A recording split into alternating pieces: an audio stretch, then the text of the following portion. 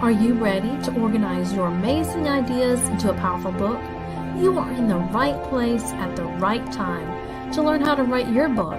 Hi, I'm Joyce Class, and welcome to the Write Hour, nonfiction tips from the Write Coach team. We are so glad you joined us today.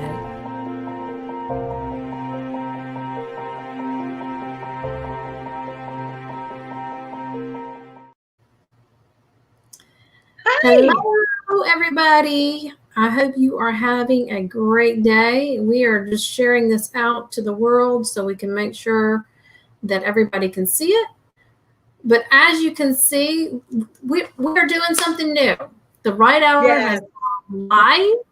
And let me make sure that my microphone is a little bit closer to me. And I am so excited to be here. We are live on Facebook and YouTube. And so invite your friends to come and watch if you think this is something that will be helpful for them. We're going to be talking about connections and making connections with writing. And Cherrilynn Bisbano is my guest here, and she is going to be sharing about her story and her book, Don't Whine, which I absolutely love that title. That is like the most wonderful title. And so she has an inspiring story that she's going to share about that.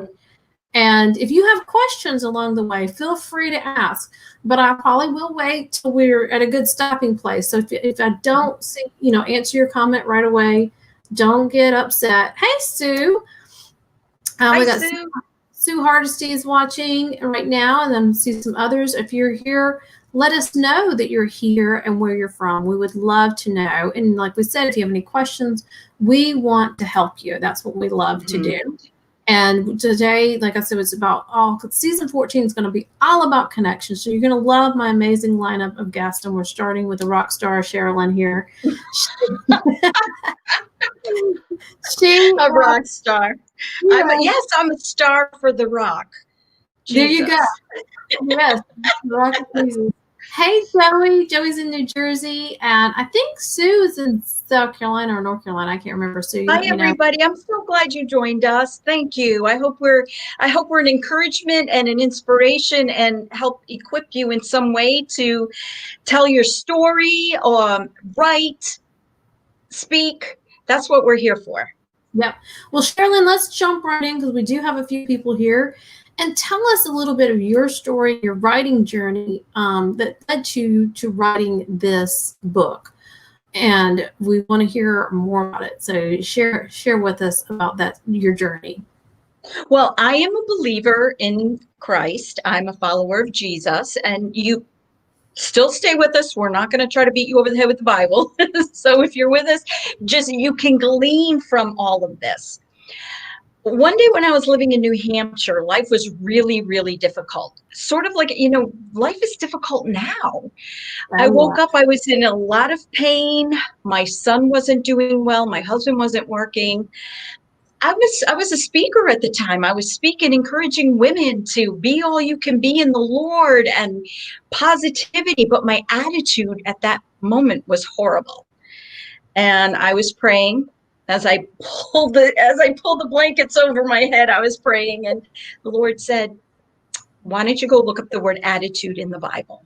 And so I did. And that started our journey, because I want to have an attitude, a Christ-like attitude. And what I do, and I highly suggest this to everybody, whatever you study, you don't study just a small part of it, you study it all in its context. Yeah. I said, okay, so in Philippians 2, it talks about having the attitude of Christ and how he laid his life down. I said, well, let me go read Philippians 1 and see what that talks about. Well, there is a verse there just for me. Do everything without arguing or complaining, so that you may shine like a star in the universe as you hold out the word of life. Well, Joyce, a lot of people now, their words are sparkle and shine, and everything is shine this, sparkle that. And I want to shine for the Lord. I want people to see Jesus in me. But if I know many of you probably know believers with bad attitudes, bad motives. None of us are perfect. But I wanted to be one here for everybody. How many of you have argued and complained about stuff that even you shouldn't argue and complain about, that your life is blessed. But you find, I mean, especially here in America, we are blessed.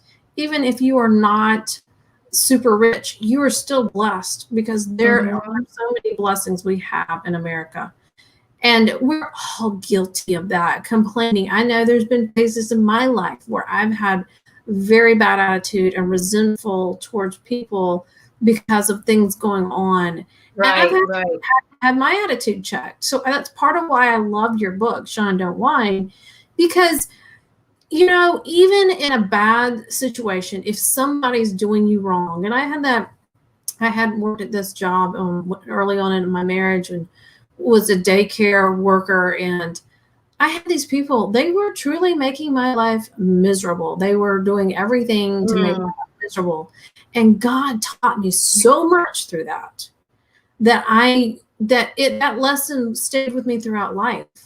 That no matter how hard it gets, or even if you're falsely accused of something, let God handle it and show you what you need to say. Yeah, because sometimes you need to say something, and sometimes you have to shut up.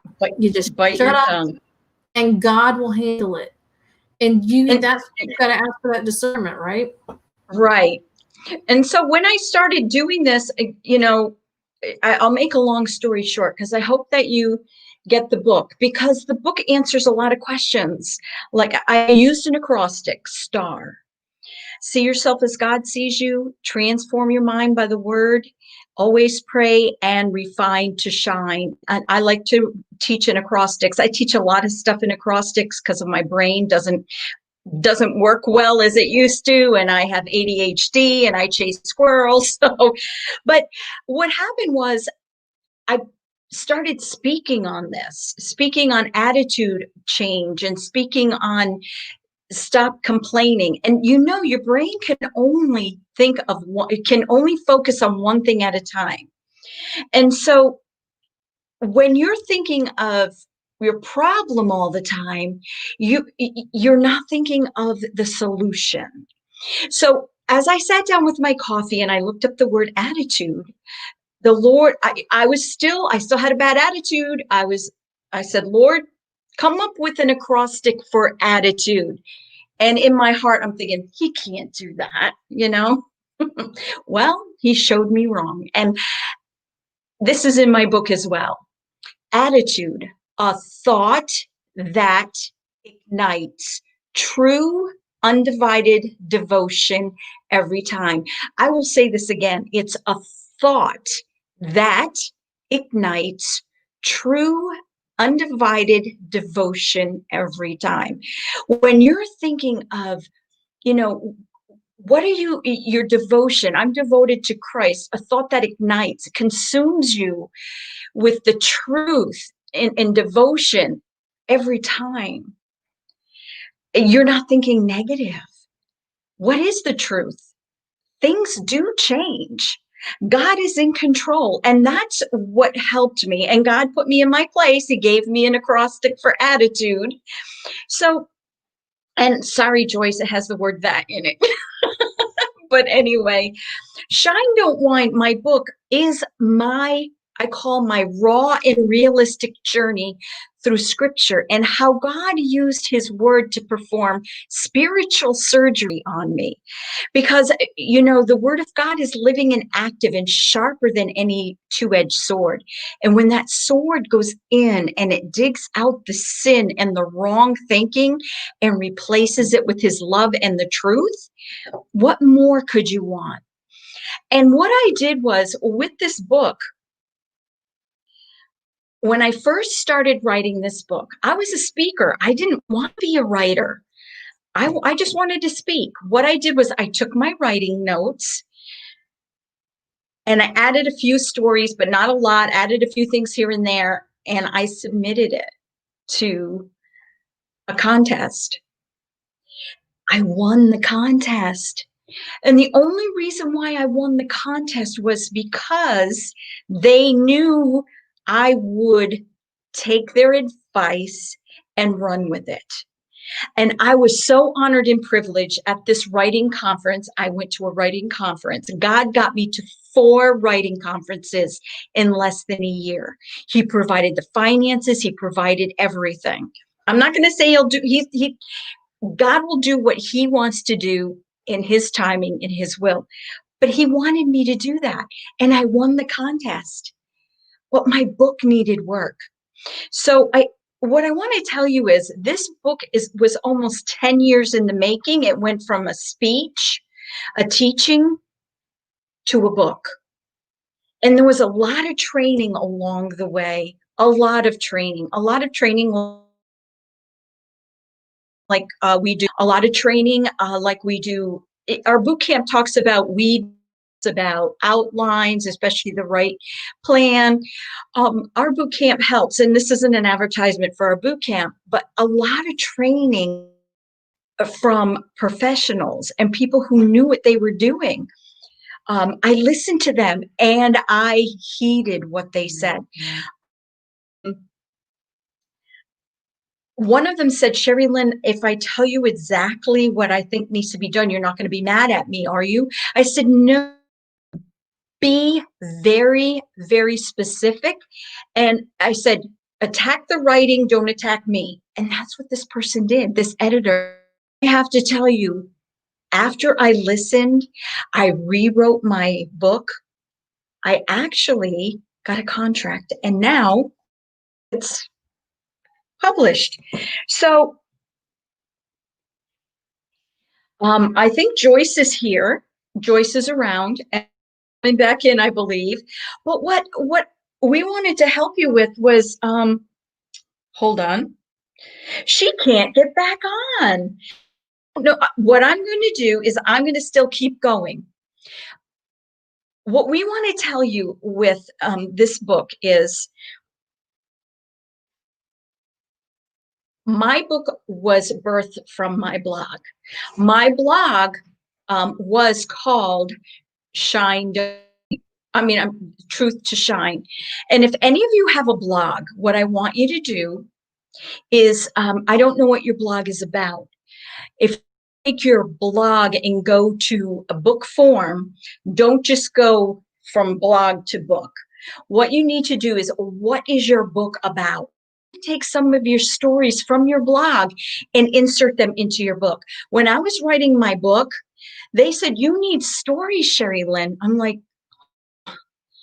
and I remembered half my stories in my blog relate to this book because it's my life. This book is not just, it answers questions that my blog did too.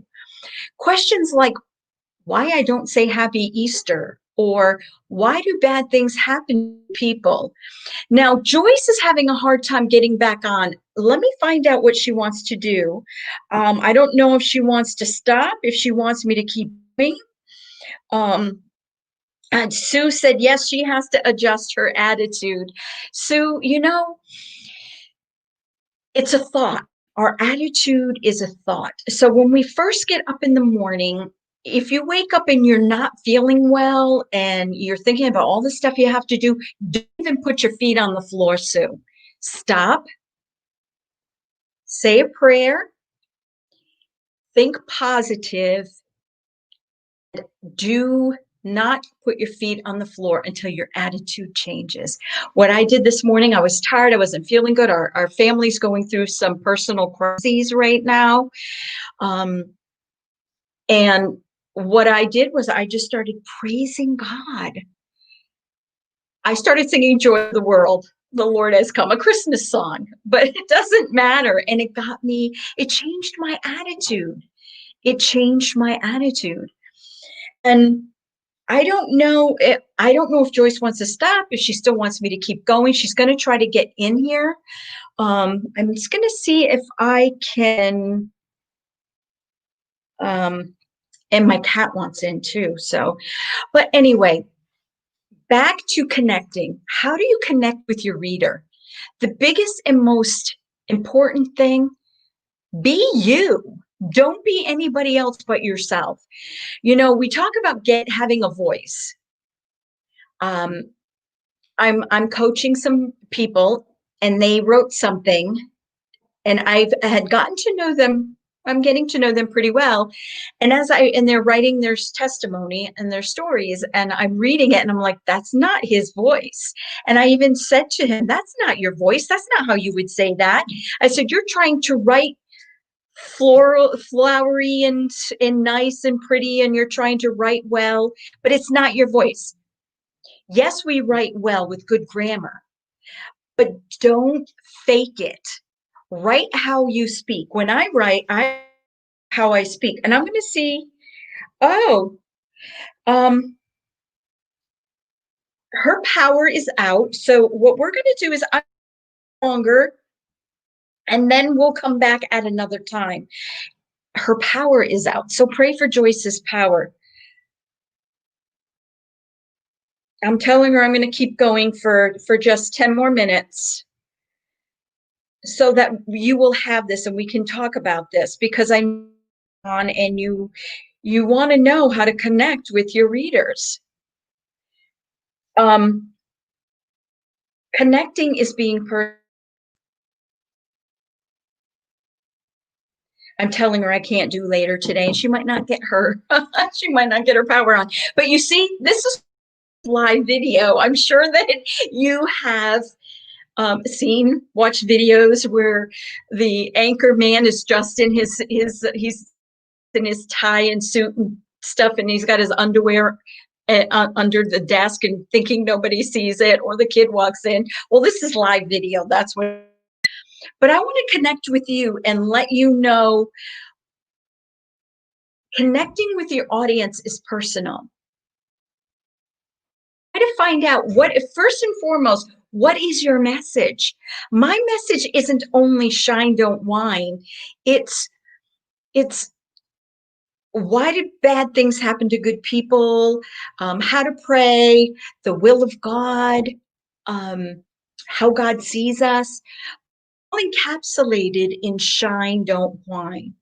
I've only had a few people get upset with me with the shine, don't whine, because they didn't look at the back of the book or understand what the book was about. Because if you read that, it's almost like the title almost it's saying, buck up and just, take one on the chin. That's not what it is. It helps you get through depression, how to use God to get through depression, to get through anxiety, to look to Jesus using his word. So whatever you're writing, whatever your message is, try to get it in one statement using your personality. My personality, Joyce and I are a lot alike. We're bubbly, we're boisterous, we're fun, we love to laugh. Some people are quiet. They have a lot to say, and they're brilliant. Oh, her power's back on. Yay, maybe she can get back on. So as you see, are you guys still watching? I hope you are. Another thing I want to tell you about your blog. I know I'm kind of going all over the place. Your blog. If you blog, keep your blog to a certain topic. Because if it's the Bible, if it's children, whatever it is, and then you can use some of those blog entries or bits and pieces of it for your book. You're connecting. I have a friend named Doug, Joyce and I, he's on our, he's done the boot camp and everything, Doug Carter. He's got a powerful and poignant message. And if you're watching, we love you, Doug. His message needs to be told right away. So what should he do? Should he blog? Should he write a book? Should he do video? We've told him he needs to vlog, and he needs to do what we're doing, going live. So we're trying to help you connect and communicate your message. And there's different ways of doing it. There's video, there's blogging, there's vlogging, there's social media. There's different ways, and we will help you with that, depending on how important or how time sensitive your message is. And also, you need to know your audience. I love to play sports. I'm not a big sports fan to watch it. So I don't think I'd be on sports pages telling them to shine, don't whine. But my audience is Christians and believers and people who want to know why bad things happen to good. I can answer that for you if you want. If somebody puts in the comments, I want to know why bad things happen to good people, I will answer. I'm looking down because I'm waiting to see if Joyce is coming back on. But we love you guys. We're so glad you're watching. And this is our first live. Joyce will be doing the rest. So I'm the one that the power went out on. It's life. So no matter what's going on as writers, we want to write it in our own voice. Whatever you're experiencing now, I was bad attitude, and I had to write about it. And my attitude had to do with I didn't see myself as God sees me. Be transforming my mind with the Word of God. I needed to be always praying, and I needed to know that I was being refined to shine. Our principle. And so get your audience, know who you're speaking. If you've got a blog or a vlog, stick to the points. Get other people to maybe write once in a while. And I call it, cross-pollination, because and have it to be somebody that has something to do with you're writing about. So like I said, I wouldn't have a sports, in the sports theme, I wouldn't have a sports writer come write about unless it's attitude and faith on the sports field. Keep it all in the same context. Now, I don't think coming back on, talk about connections. You're doing good. Just another minute. So connecting, that's what we're talking about. I connect with my readers through my story. I am raw and realistic in my story. Are you in what they want? They don't, no matter what you talk about, they want you to connect. And I'm back to Doug again, because Doug has been reading his stuff for a long time. He can connect with people. He connects with them because he has researched, now is answering questions that are on their mind, and he's already researched it. Like how I connect with people is I will ask them a question. Like, do you want to know why bad things happen to good people? And everybody wants to know that. And in a nutshell, there are no good people in the Bible. God says there's no good people. But you read my book. If you want to know more, you can connect with me at Cherrilynn at CherrilynBisbano.com. Connections. Connect with your audience. You have to find your audience. Are they readers, writers? Do they like video? Do they like audio? Do they like podcasts? Connect with your audience. If you don't know how or where to find your audience, just email Joyce or me, Joyce at therightcoach.biz. She can help you, or join our boot camp. That boot camp is worth a lot of money, and you get a lot of information. It's like a fire hose, but you can go at your pace. Hey, there's that gorgeous face. I made it back in. Yes, it was just, of course, the perfect time for the power to go out. I was talking about connections. I don't know if you heard me, but I was able to. Yes, and I hope I've been listening. I was able to pull it up on my phone. So connections. I'm talking about finding your audience. I told them that I wouldn't. You hope what you broke up your segment. I said, find your Yeah. audience and find out where they are, if they're vlogs or blogs, or do they want to read? Do they want to watch video? And I know Joyce has a few more questions for me. Right. Those we, are the ways that you connect with people. that's the way I do. And you do too, Joyce. You have this. We connect with people through we have pages, we connect through LinkedIn, we connect through Twitter. I don't know if Hello. you're on any of them. I can't hear you, Joyce, but I can see your beautiful face. Why can't you hear me? I've been talking to Now you. I can hear you. Oh, no, I can hear you. Okay, it was probably everything was still connecting. Yes. Of course, the perfect time for the power to go out is when you're in the middle of the live stream. So, but you have been doing great. Thank you. I've been able to pick up and listen on the phone while you were.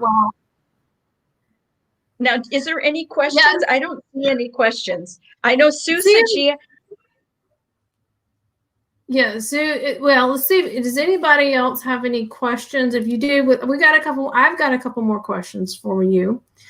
So, what ways are you connecting with your readers, and what are your favorite ways to connect with your readers? I like this. I like being with us. My readers, I like my blog. Mm-hmm. I like to talk to them through my blog, but my most favorite way is this, where I'm actually going to be doing a Bible study in September through my book. Oh. And I think that will be my most favorite way, because and it's going to be a Zoom mm-hmm. Bible study. If you want any more information, email me, Cherrilynn CB. I'm sorry. My email is cb@CherrilynBisbano.com. Yes, I did that so not to torture people to spell your name twice. No. Or you can just comment or PM me on Facebook. Yeah, definitely. But I love to learn from my readers. I don't want to just know what they've learned from me. I want to learn from them too, because the readers go through some of the things I've been through, like abuse. I was in the military and encountered some really cool stuff and some really difficult stuff. Mm-hmm. But I just love reading and seeing I'd rather see the faces of my readers, right. A speaker likes to do that and connect. And I love feedback on my blog, even if it's negative, even if you're saying, Cherrilynn, you're full of beep. I'll talk about it with you, because I don't, one thing I've learned from Jesus and as a Christian is you have to have a thick skin. And that goes right, because if you're a believer, you have to have a thick skin.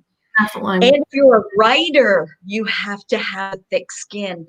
Definitely. So instead of running and hiding and when somebody says something negative or gives a critique, you say, okay, explain to me some more, or how do you think I should do it? How do you think I should do it? And the way I look at that, Cherrilynn, too, and I think you do this as well, is I take it as, first of all, the validity of who it's coming from. Yes. Is it someone who's making a valid point? And you've got to be open to that, because just mm-hmm. like I'm doing a journal called Cast Your Cares on Him, and I had beta readers go through it, and there was some mixed. Yes, and there was some mixed reactions on some things that I was kind of a little bit surprised, but it was good because it helped me be open to it. Like you were saying earlier, I heard you saying, don't feel like you are being, not, this is spinning again, you are not being attacked. It is a critique to make your work better. Looks like I'm frozen. Right, and you know what? My book would have been published if I did not take the constructive criticism. And you know what? You are good. We're not going to there are going to be some people out there, I'm trying to find my words. There are going to be some people out there that will attack you. And you know what you do? You just, you say, thank you. That's all you do. If there, you don't, no rebuttals, nothing, don't fuel the fire. You're better than that. You're much better than that. What happens when, okay, Joey's got a good question here. Let's do this. What happens when a person you respect believes in a different way, which undermines what you understand to be the foundational for your faith? I know this isn't a writing question, but Joey, that's a great question, Joey. It is a great question, because even if it does apply to writing, because what can happen, I mean, whether you believe something completely different, you know, it's all about faith and beliefs. And it could be you believe really strongly that not eating sugar is an important thing, and someone's trying to undermine you. That can still relate, Joey. So that's a good question. But which undermines what you understand. Okay, is this person that you respect like a relative or a close friend? Because that makes a difference. If it's somebody you respect, you can agree to disagree. I mean, there's people yes, agree to disagree. You know, in my former church, you know, even some family members, we don't always see eye to eye on things. And that's what the love of Christ is about. Is God didn't say, I want you to all agree about everything perfectly all the time. That's not in the Bible anywhere. Unity is about, we all love God, and we may have different viewpoints on things, but that doesn't make us any less Christian. That makes us, we see it in a different light. And you need to just show respect back to them and say, I understand that you don't see it this way, but I do. And that's where I'm going to move forward. And I have, you know, and the other thing is also just double check yourself, check your spirit, ask God, hey, am I looking at this the right way, or am I being deceived? Because sometimes we are being deceived. And if you're not looking at something the right way, then you want to make sure that you are looking at it the right way. And so that's the same thing with writing, right, Cherrilynn? You want to make right. I want to answer his question too about and we don't want to, Joey. In fact, if you ever wanted to talk about this off camera, off live, we could. But when you say foundational to your faith, there are some things that are foundational in the Bible that are non-negotiable. And I don't want to make this about, I don't want to preach or anything like that, but there are some non-negotiable things, Joey. And if this is a non-negotiable, this is something that you have to pray about. But it is writing. I was asked to help ghostwrite a book. And this book was talking about reincarnation and Jesus, and Jesus doing the reincarnating. I don't believe that. This person wholeheartedly believes that. I don't believe that. So I had to turn the job down. And I'm not going to get into all of that stuff. I don't want to make this show, this program, a debate. But you know what? If you want to talk about it, Joey, some other time, we can. And I would ask your pastor too, because there are some non-negotiables. And Jesus being God, Jesus raising from the dead, Jesus being born of a virgin, things like that. Those are non-negotiables. So, and I love that you, Joey, I see you on social media. I love your heart. I love how you ask some questions, and you're not afraid to ask difficult questions. Nobody should be afraid to ask the difficult questions. If somebody doesn't have the answer, just say, I don't have the answer, or I can look it up for you.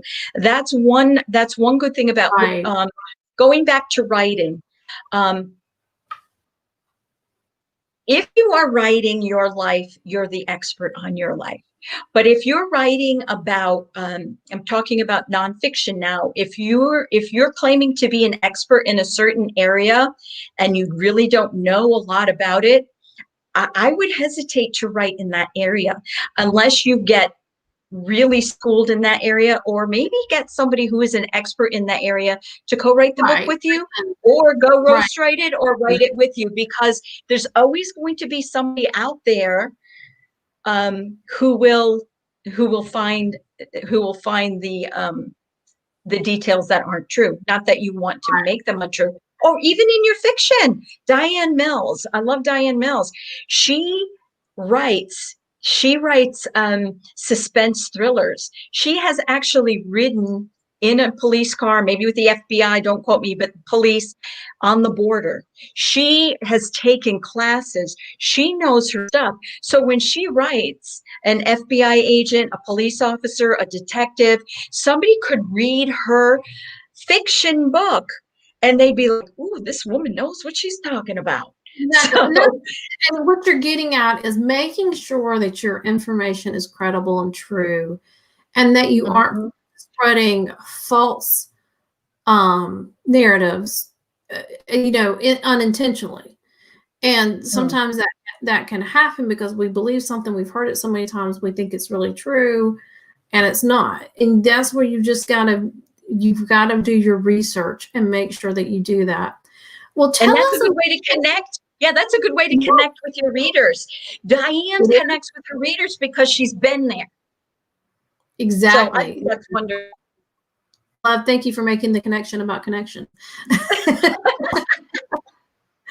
So tell us a little bit about your writing time and what, do you do? Do you like a certain time of day? And I know that you, like this past year, a lot of people don't know, Cherrilyn's been struggling with some major health issues. But even in the midst of all that, she still kept writing as much as she could. But she's also had to do self-care and resting every afternoon and going to bed early. Those are things that she's had to do to take care of herself. And you may have those things too, because here's the secret. No writer has the perfect life and can sit around and just write words out. There's always something that's going to bombard our lives, and we've got to be intentional. But Cherrilynn, tell them how you've been doing your writing time. If it wasn't for writing for certain blogs and stuff, I probably wouldn't be writing a lot. But I make it intentional to write, even if it's only 15 minutes a day. And I haven't written as much as I want to, but I write for a few blogs, my own and some others, Blue Ridge, and I'm getting involved in a few others. But writing is healing. And like Joyce said, I've been going through a healing process in my body and in my brain.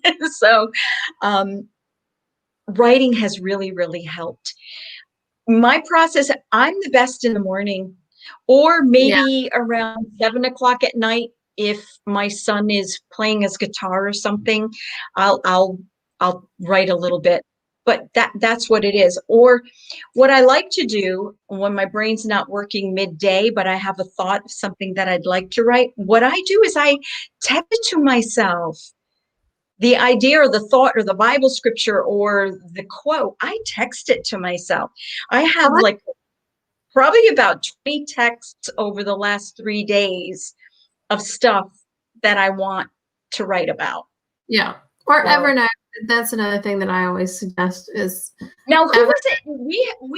We had someone in the boot camp write Grace, write 15 minutes a day. Joyce, tell people what happened with Grace. Grace was struggling with finding a writing time. And so what she did is she would email herself a writing prompt. So she had already done her outline, which is what we call the write plan. And she had already finished that. And she would email herself a writing prompt and would just, in the morning, open up her email and reply to herself. And she would write for 15 minutes. And she wrote, I think, close to 30,000 words that way. And 15 minutes a day. So there's a lot you can do in 15 minutes a day. More than you realize. And she did that, and I think it only took her 2 or 3 months doing it like that. Yeah, not many. To get that. But I mean, she had to go back and make it pretty. But the whole point is with writing, get those words out there, then you can go back in, and that's what editing is all about. The self-editing part is going back and making it pretty, making it make sense, adding stories, infusing them like you had to. You said that somebody told you needed to infuse some stories into it to bring that content to life. And it's called layering. You're layering just like, and I think that's why I like it so much. Is in design. I used to be an interior designer. It's all about layering. You know, you have your basic room, then you put your furniture in, then you put the throw pillows, the knickknacks, the pictures on the wall, the drapes, and it's all layering. And every layer makes it a bit more interesting. And the same thing with writing. Yeah. The more layers you put into it, the more interesting it is, and it brings it to life for your reader. So you want that. And don't forget to take out those weed words like that. That was not that necessary. Yes. That was an up and down. I started to, that's another one. Nobody needs to care whether you started to or not. You just did it. Okay. Yeah. If you want, we have a list of them. But anyway, I try to write a little bit every day. And once the family drama, there's always family drama, but 15 minutes a day, I try to write a little bit. So, but my encouragement is find out what time of day is best for you. If you can't write in the morning, but you have lunch and you want to write during your lunch break or nighttime or wherever, find your best time. And if you can't do it every day, I highly suggest to do it every day. Schedule it for 4 times a week, but schedule your writing. Schedule it. I have it in my schedule. Yeah. Well, if you're not intentional about it, it's not going to happen. Yeah, it's a job. It's a job. It's part of a job. So I'm not sure who this is. If you could, Facebook user, tell me who you are. The importance of writing for a limited time when you can do what you can do. Give yourself the grace of doing just that. Yes. Amen. Yes. Definitely. Good, because good word from our Facebook word user. All of us have limited amounts of times, and so much time that's creative. Because, for me, late in the evenings, I've gotten where, and Cherrilyn's going to laugh, that I can't anymore because I'm trying to get to bed earlier and get up earlier. And I am fresher earlier in the day too. So you've got to find the time that works. If you have young children, you're going to have to work around their schedules. We do not have little ones anymore.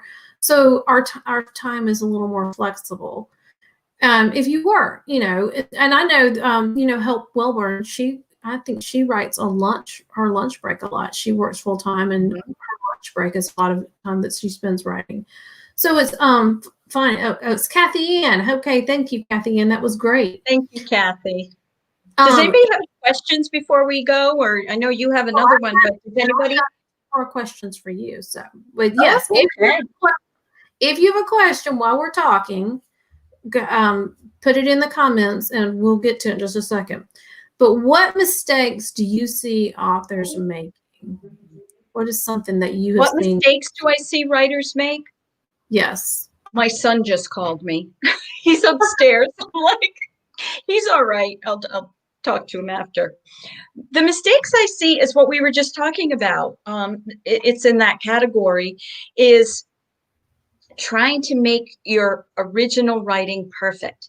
You can't do it. You can't edit and write at the same time. Right. You just get it on paper, puke it all out, get it all out. Doesn't matter how it looks, how many that's, whatever.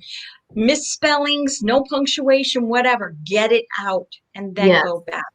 Other mistakes I see, a big mistake is not marketing or starting their platform before they even start writing their book.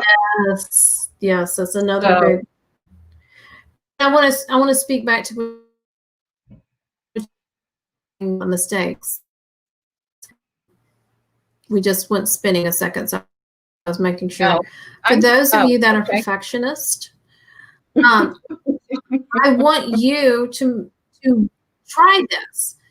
You can't have, like she said, you can't have your editor's hat on when you're being creative, because this is what you got to think about. Your creative brain and your analytical brain are two different sides. And if you try to do them both at the same time, you're going to exhaust yourself. And we talked about Doug earlier. Doug was actually trying to do research and write at the same time, where I told him, I said, you really need to separate those activities, because he said, I would be so tired after trying to write. Well, that's why, because he was trying to use two different sides of his brain at the same time. And that doesn't work. You it really interrupt. does tire you out. It really does tire you interrupt out. That creative flow. So you don't want to do that. So if you are a perfectionist, let it go. It's the first draft is not going to be pretty, and it's okay. The second and I have draft, another one. Oh yeah. I have another mistake. Yes. You can be the best writer in the world and the best editor. You always need another editor. You always need somebody else to look at your book, because in your head you see things a certain way and you're reading everything a certain way. And so when you're reading your book, you're reading it as if it's already done, but there's stuff that you might overlook. So and things that you may know like the back of your hand, that someone like me would be like, can you explain that a little bit? Because I have no idea what that is. So always have somebody else look at your work. Yes, definitely. And so Joey's got something right here. Let me put that on here. My daily process is dancing fingers. I love that. Getting letters and words in my mind to the keyboard. It is mostly, whoops, I bumped it. It's mostly senseless, with thoughts scattered. I'm looking to see if there are ideas to pursue for a book. Not there yet. 15 minutes in the morning before I begin research projects. That's a good idea, Joey. Wonderful. Great idea. Yeah. Thank you for that, Joey. Yeah, a lot of people, I don't do the writing prompt thing because I have so many books in my head already that are already outlined and stuff. So I don't do those writing prompts. But if I didn't have all those, that's a great way to do it. Right. It is a good way. And then Pamela, I think that's I can't say the last name.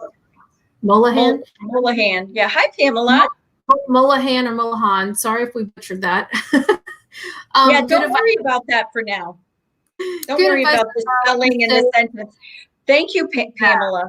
Hope you're doing well. So, so then my last question is, and you've kind of done it along the way, but do you have any specific advice and encouragement for writers, and maybe for those that are struggling to get started, or maybe they've started and they stalled out because they became overwhelmed? Do you have some encouragement for them?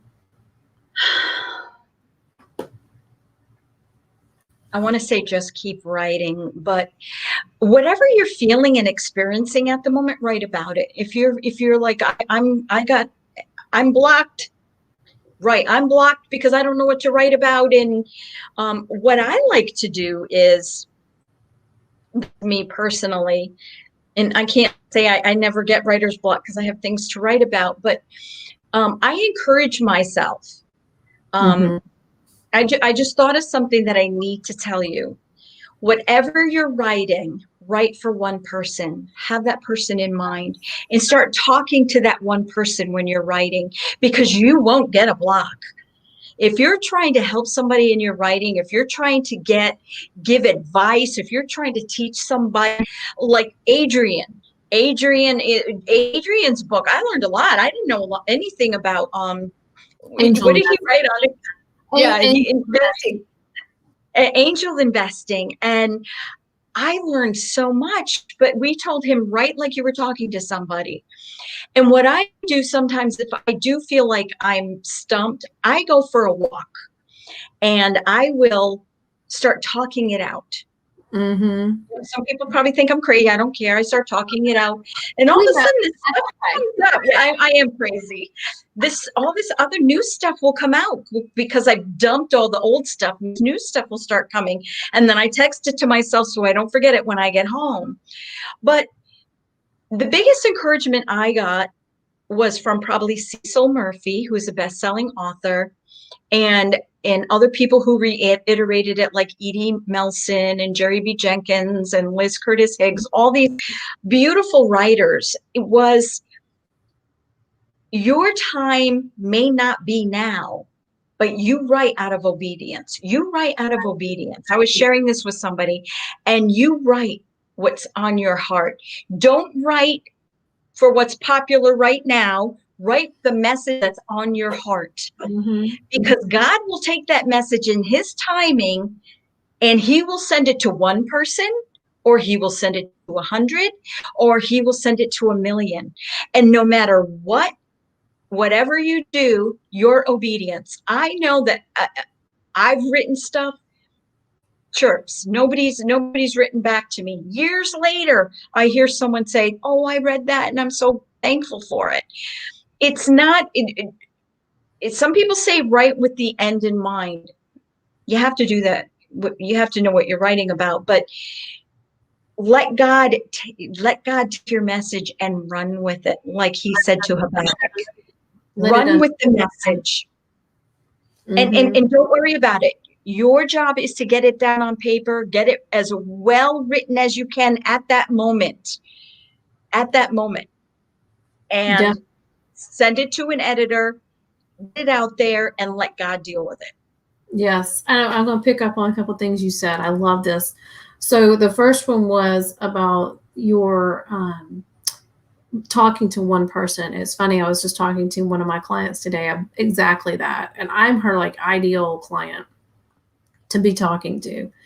And I said, write like you're writing to me. And like you said, when you're sharing that, it's so much easier to say, oh, hey, I want to tell you about this. It's just like if you watched a really good movie and you wanted to tell your friend about it because you wanted them to go see it, you would have things to say, right? Or if you have good advice for people, you want to share it. It's the same thing. But the other thing is when you speak to that one person, you bring in that's that layering. You bring in another dimension because they're going to feel like intimacy. Yeah, they're gonna feel like, was she in my house? How did she know I was thinking about that? And I just talked about that. So definitely, I love that you brought that up because that's so important. And that's a big factor with writing. The other thing is the message on your heart. There are people out there who say, you can write your book over a weekend, or you can write your book in 30 days. And maybe you can. But I know that some people taking 6 months or a year to write their book and letting it unfold, they learn in the process that they can put in the book. So don't feel bad if you're not writing your book in 30 days. You need to just make sure you're getting the information and the stories in there that need to be in there. And if it takes 6 months or a year, then that's okay. I mean, like I said, it took me 4 years to write my first book. I struggled because I didn't know the writing process. I wasn't really sure where to go with it at first. But once I finally knew where I wanted to go with it, I wrote it in 3 months. So it's one of those things, especially if you're new to writing, you're going to be learning the writing process. The more you write, then the faster you're going to be able to write. It's not going to take me 4 years to write my second book because I know what I'm doing now. And the only thing that may take more time, like I said, is waiting for things to unfold. Because I can tell you, every client that I've worked with, most of them were in the 6 months to 8 month range of writing their books. And have you seen that, Cherrilynn, with your clients? About a 6 to 8 months. And one thing that I hear a lot also is, and what I had trouble with my book was people have written about the same things that are in my book, but they don't say it like I say it. And it doesn't mean the way I say it. I have a different voice than some people, and some people can handle the way I write. Some people would rather read it through a different voice, and that's all right. But if you're writing your book, your message is similar to others, it's not exactly like theirs. And so you have your voice is a little different, and you may come at it in a different way than other people. So keep writing. Yeah. Yes, definitely.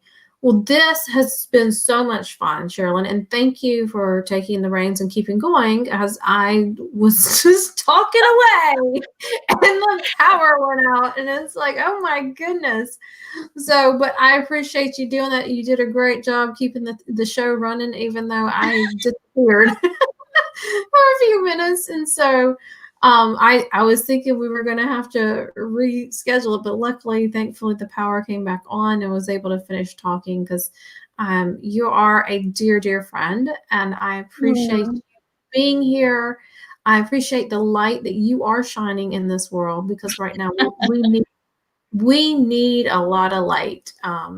As everybody knows, it's kind of crazy right now, and I'm not going to get into politics. I'm just going to leave it there. But we need lights, and here's my thing: as writers and as influencers, do your best to bring peace, even if you disagree. You can disagree agreeably. It doesn't have to be nasty. And I just, that's my calling out there is that you disagree agreeably. Because And if you don't know if you want to say something, don't hit send until you run it by somebody else first, because I've gotten in trouble for that. And somebody called me on it, and because the written word, sometimes it doesn't show emotion. You can't see the person's face when they're saying it. So yes, we can come across completely different than what you mean. Yeah. I mean, that's happened to me so many times. And so, thank you for having me on, Joyce. And please, I would really like you to get my book, Don't Whine. It does answer.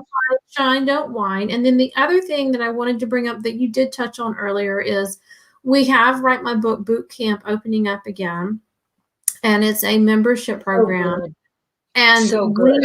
You from beginning to end the writing process, and we've actually bringing in 2 or 3 people now that, well, I'm not going to say one of them yet because it's not totally official yet, but I'm like 99.9% sure she's coming. But Elizabeth Lyons is going to talk about the self-publishing process. We've got somebody who's going to talk about the traditional publishing process, and someone about selling on Amazon. And so we help you. We have Marketing Mondays. We just had one last night. Our next one is the second. Keith is so good. Keith is one of the top influencers, social media influencers in the world, and we have him. So, I mean, it's, you ask anybody who's been on Marketing Mondays, they will say, even 10 minutes with Keith, it's changed their whole marketing and it's changed their whole book marketing. Right. And that's the thing I love about it, bringing people in that's not just me, because I'm not an expert on book marketing. That's not my gift. I've brought other people in who that is their expertise. I'm very good at telling you about the writing process and showing you self-publishing and editing. And I'm all about that. And people have brought in other experts. And we're going to bring experts in every month in the Marketing Monday to help you. Because that's the thing that I found. And Cherrilynn, I think you agreed, you alluded to this in your encouragement, is writers, if you are writing a book and you have no one to sell it to after you've spent 6 months or a year writing a book, you just wasted a lot of time and momentum that if you were growing your audience while you wrote the book, then you would have that attention. You would have people waiting for you to write that book. And like Cherrilynn did a pre-sale of her book, and she connected with people for that pre-sale. There's a lot of different things that we can do, and we talk about that. Bringing clarity into publishing. Okay, hold on. Will help currently participate in the boot camp. What the value you bring to our group? You're welcome. I'm not sure if that's still Kathy Ann or somebody else, but you're welcome. And we do have, don't forget, we do have book proposals. That's me. And yes, I'm sorry, we totally forgot about the book. Cherrilyn's expertise is book proposals. And she has a whole training in there about book proposals. And that is huge. And I'm learning more, and I'm learning more. I'm learning more and learning how to format them better. I mean, in the last year, I think I've had 3 or 4 people get contracts with the book proposals that I've created for them. That's awesome. And whether you self-publish, yes, whether you self-publish or traditionally publish, you need a book proposal but the book proposal is all about your marketing and how you're going to connect with people and what you're going to do with that. And that's what traditional publishers want to know. And if you're not using traditional, then you need to know. You need to know what you're going to do. And if you're not sure what to do, then you need to get help. And that's where we are with the boot camp. And so we'll help you connect. We will help you connect where you need to connect. Yes. That's what we're all about, connections. I will put the link to the boot camp in here, but it's the rightcoach.biz boot camp /boot camp. I'm typing in here so you can see it. But if you want to check it out, you can go ahead and check that out right there at the rightcoach.biz. I can talk /boot camp. And so we have loved being here. And if you have any other questions, if you're watching the replay, feel free to, it's Sylvia. Thank you, Sylvia. She was the one making the comments about. Thank you, Sylvia. Yes, I love Miss Sylvia. And so if you have any questions and you're watching the replay, please put them in here. If you have questions about the boot camp, feel free to put them here or private message me. I'll be happy to answer any questions you have about it. Check it out on the website, and we will see you next time. But thank you so much for being here. Thank you.